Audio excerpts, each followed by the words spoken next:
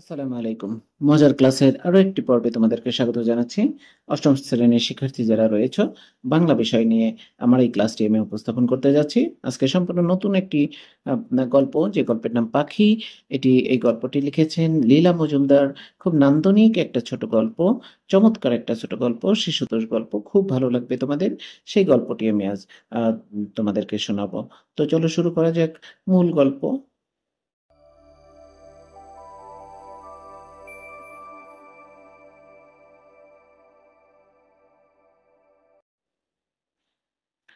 গল্প পড়ি ৩। লীলা মজুমদারের লেখা গল্পটি। লীলা মজুমদার বাংলা ভাষার একজন বিশিষ্ট লেখক। গল্প, উপন্যাস ছাড়াও তিনি লিখেছেন প্রবন্ধ, নাটক, আত্মজীবনী। শিশু কিশোরদের জন্য লেখা তার উল্লেখযোগ্য বইয়ের নাম হলদে পাখির পালক, দিন দুপুরে, বদ্রীনাথের বাড়ি ইত্যাদি। নিচে পাখি নামে তার একটি গল্প দেওয়া হলো। গল্পটি প্রথমে নীরবে পড়ো, পড়ার পর সময়ে বোঝার চেষ্টা করো, এরপর সরবে পড়ো। প্রথমে নীরবে পড়তে হবে, তারপরে সরবে পড়তে হবে। এখন আমি তো আর নীরবে পড়লে তোমরা বুঝতে পারবে না, কাজে আমি সরবে পড়ছি, তোমরা মনোযোগ দিয়ে শোনো।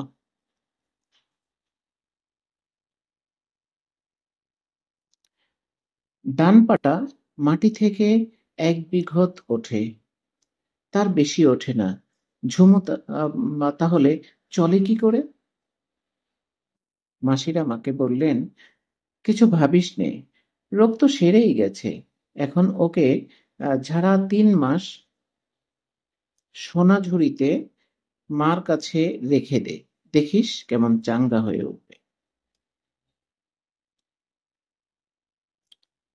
বাবাও তাই বললেন।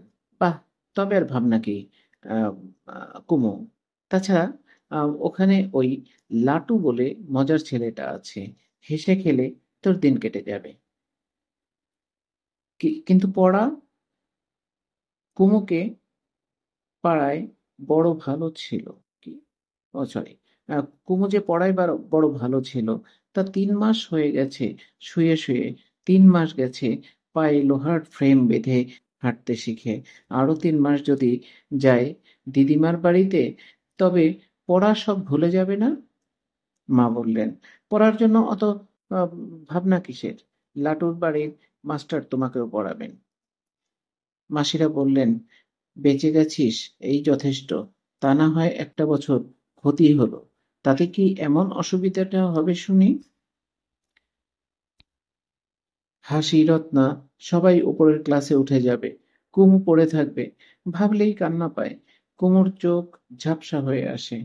সোনাঝুরিতে দিদিমার বাড়িতে দোতলায় বড় ঘরে মস্ত জানালার ধারে আরাম চেয়ারে বসে বসে চেয়ে দেখে, ঘুরে দূরে একটা বিল, সেখানে হাজার হাজার বৃষ্টির জলের ফোঁটা পড়ছে, আর অমনি বিলের জলে মিশে যাচ্ছে।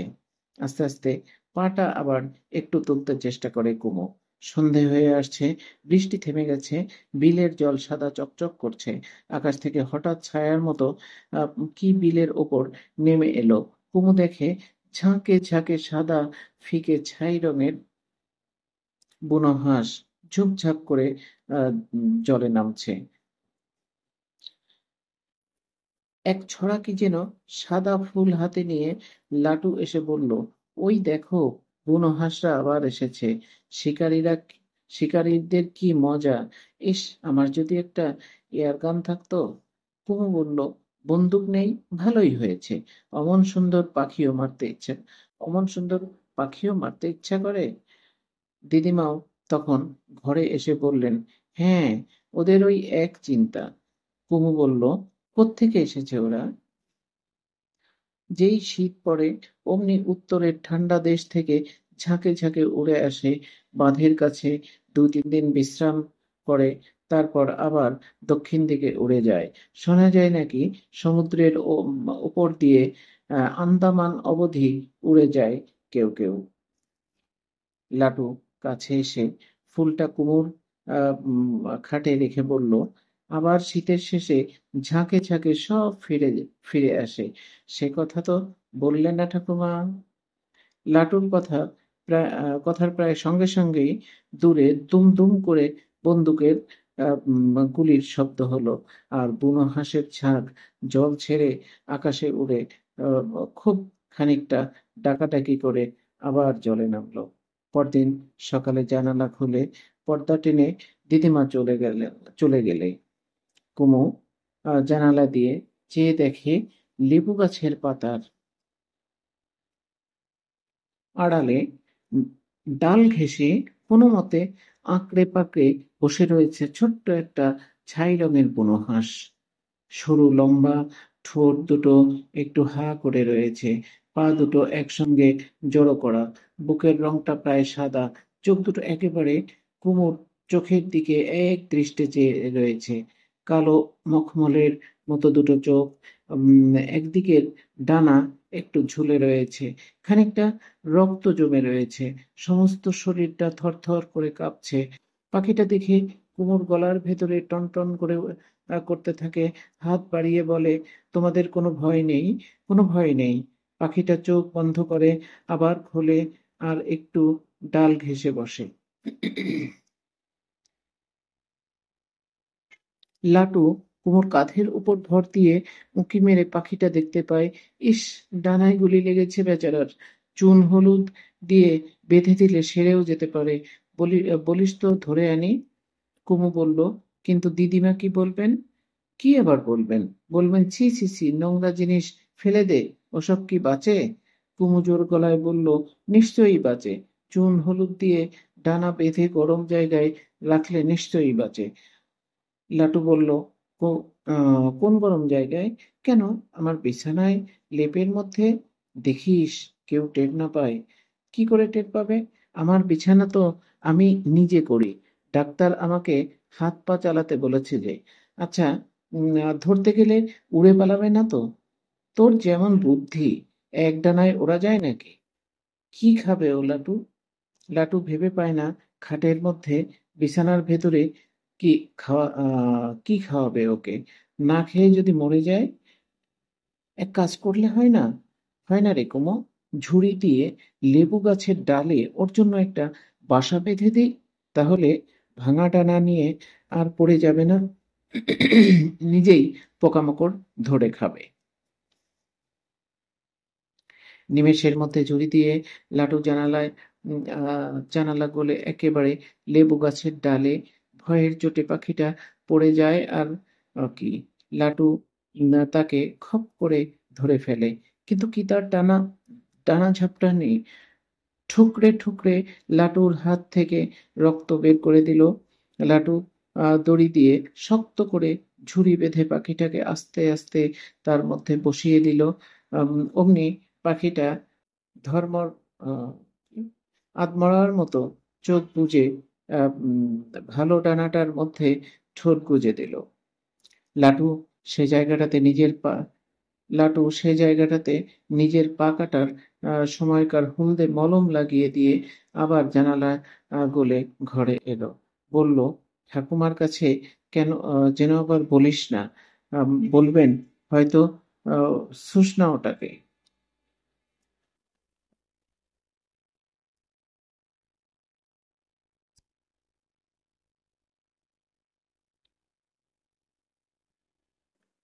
ঝুমু হাঁটতে পারে না ভালো করে, পাখির কুমু কুমু হাঁটতে পারে না ভালো করে, পাখিটাও উঠতে পারে না।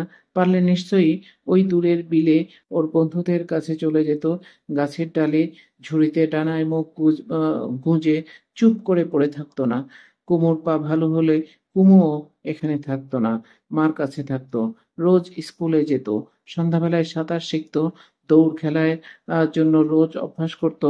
আর কোনো দিনও হয়তো কুমু দৌড়াতে পারবে না, কিছুতেই আর পায়ে জোর পায় না, মাটি থেকে ওই 1 বিঘতের বেশি তুলতে পারে না। মনে হয় অন্য পাটার চেয়ে একটু ছোট হয়ে গেছে। আর আরেকবার জানালার কাছে গিয়ে ভালো করে পাখিটা দেখে ভালো করে, ও ডানাটা কে যে নাড়া যায় না সে বিষয়ে কোনোই সন্দেহ নেই। পাখিটা ঝুড়িতে বসে আস্তে আস্তে কালো ঠোঁট দিয়ে বুকের পালক পরিষ্কার করছে, তারপর কিছুক্ষণ ঠোঁট ভর দিয়ে চুপ করে চোখ বুজে পড়ে থাকলো, তারপর আবার চোখ খুলে গাছের ডাল থেকে কি একটা খুঁটে খেলো। কুমু বালিশের তলা থেকে ছোট্ট বিস্কুটের বাক্স থেকে একটুখানি বিস্কুট ছুঁড়ে দিল। পাখিটাও অমনি যেন উম, পাথর হয়ে জমে গেল, বিস্কুটের দিকে ফিরেও চাইল না। কুমু আবার খাটে এসে বসলো, নতুন গল্পের বইটা পড়তে চেষ্টা করলো। 15 মিনিট বাদে আর একবার জানালা দিয়ে উঁকি মারলো। বুকের পালক পরিষ্কার করতে করতে পাখিটা আবার কি একটা ফুটে খেলো। গাছের ডালে পাখিটা একটু নড়ছে, একটু শব্দ হচ্ছে। কুমু ভয়ে কাঠ। এই বুঝি দিদিমা দেখতে পেয়ে মঙ্গলকে বলেন, ফেলে দে ওটাকে, বড় নোংরা, ঝুড়ি খুলে আন। ওটাকে কে বেঁধেছে ওখানে? কুমু জানালা দিয়ে চেয়ে দেখে পাখিটা ঘুমিয়ে আছে। কুমু বই নিয়ে বিছানায় গিয়ে শুলো। হঠাৎ জানালার বাইরে শোরগোল। চমকে উঠে দেখে একটা হলদে বেড়াল গাছের ডালে গিয়ে উঠেছে। কুমু ভয়ে কাঠ। এই বুঝি বেড়াল পাখিটাকে খেলো। কিন্তু খাবে কি? অত বড় পাখি, আর তেজ কত! দিল ঠুকরে ঠেলে ভাগিয়ে। দুটো কাক দূর থেকে মজা দেখলো, কাছে ঘেঁষতে সাহস পেল না। কুমু সোজা হয়ে দাঁড়িয়ে এ মাথা থেকে ও মাথা হেঁটে হেঁটে বেড়াতে লাগলো। খোঁড়া হয়েছে তো কি, এই রকম করে হাঁটলেই তো পায়ের জোর বাড়বে। দুবার হেঁটে কুমু এসে যখন খাটে বসলো, পা দুটোতে ব্যথা ধরে গেছে। কিন্তু মনে হচ্ছে যেন যেন ডান পাটা এক বিঘতের চেয়ে একটু বেশি ছোট, একটু বেশি তোলা যাচ্ছে। অমনি করে দিন যায়। বুনো হাঁসের ডানা আস্তে আস্তে সারতে থাকে। দুদিন পরে পাখিটার ঝাঁকে বিল থেকে দক্ষিণ দিকে উড়ে গেল। গাছের ডালে বসে পাখিটা একটা ডানা ঝাপটাতে লাগলো, উড়বার জন্য। কি যেন তার চেষ্টা, কিন্তু ভাঙা ডানা ভর সইবে কেন? হাঁসটা ঝুড়ি থেকে পিছলে পড়ে নিচের ডালের ফাঁকে আটকে থাকলো। লাটু তখন স্কুল থেকে ফেরেনি। কুমু করে করে কি?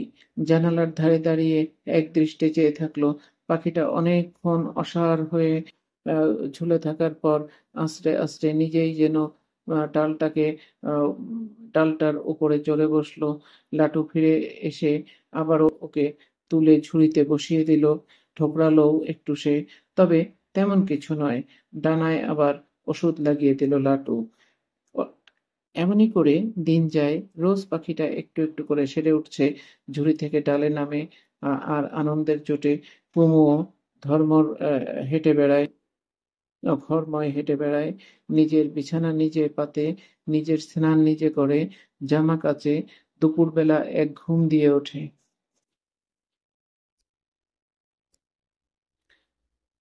নিজে বসে অঙ্ক কষে, বাড়িতে চিঠি লেখে। মা বাবা, তোমরা ভেবো না আমি রোজ রোজ সেরে উঠছি। রত্নাদের বলো আমি পরীক্ষা দেব। এমনি করে 1 মাস কাটলো। তার মধ্যে একদিন খুব বৃষ্টি হয়েছিল। পাখিটা ঝুড়ির তলায় গাছের ডালের আড়ালে গিয়ে লুকালো।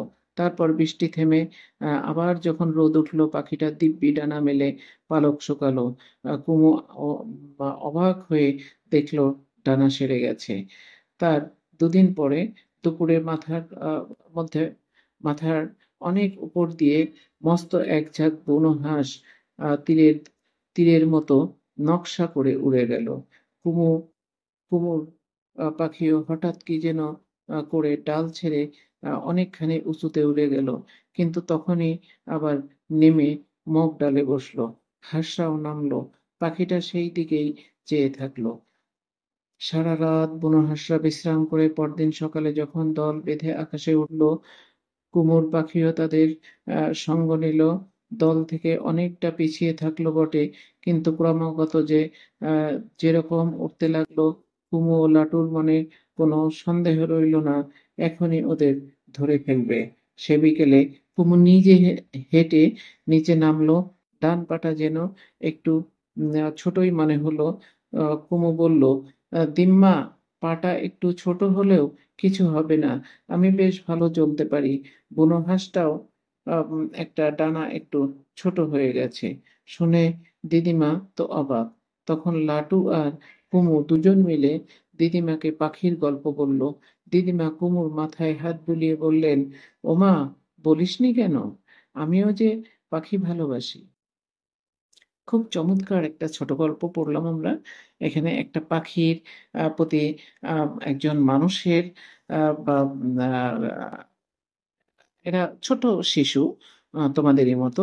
এদের যে মমতা, যে ভালোবাসা, তারই একটা দারুণ দৃষ্টান্ত এই পাখি গল্পের মধ্যে প্রস্ফুটিত হয়েছে। এখানে কিছু শব্দ আছে। অসার মানে অচেতন, আছড়ে আছড়ে মানে অনেক চেষ্টা করে, আন্দামান মানে ভারত মহাসাগরে অবস্থিত দ্বীপপুঞ্জ, একছড়া মানে একগুচ্ছ, একদৃষ্টে মানে হলো একদৃষ্টিতে চোখের পলক না ফেলে, চাঙ্গা মানে ফুরফুরে, ফিকে মানে ধূসর, মগ ডালে মানে উপরের ডাল। তো এই গল্পটা মূলত আরো বড়। তোমাদের যদি সুযোগ হয় তাহলে তোমরা পড়ে নিও। উম, তো তার অংশবিশেষ আমাদের জন্য তুলে দিয়েছে। খুব চমৎকার একটি গল্প পড়েছি। এই গল্পের যে মূল ভাব সেটা আমরা আগামী ক্লাসে আলোচনা করব। আশা করি গল্পটা তোমাদের খুবই ভালো লেগেছে। তো আজকের মতো এ পর্যন্তই। আর এই গল্পটা খুব সাবলীল ভাষায় লেখা, চলিত প্রমিত ভাষায় লেখা, কাজেই এটা তোমাদের বুঝতে সমস্যা হবার কথা না। খুব চমৎকার একটি গল্প। আশা করি তোমাদের ভালো লেগেছে। তো আজকের মতো এ পর্যন্তই, বিদায় নিচ্ছি। আল্লাহ হাফেজ, আসসালামু আলাইকুম।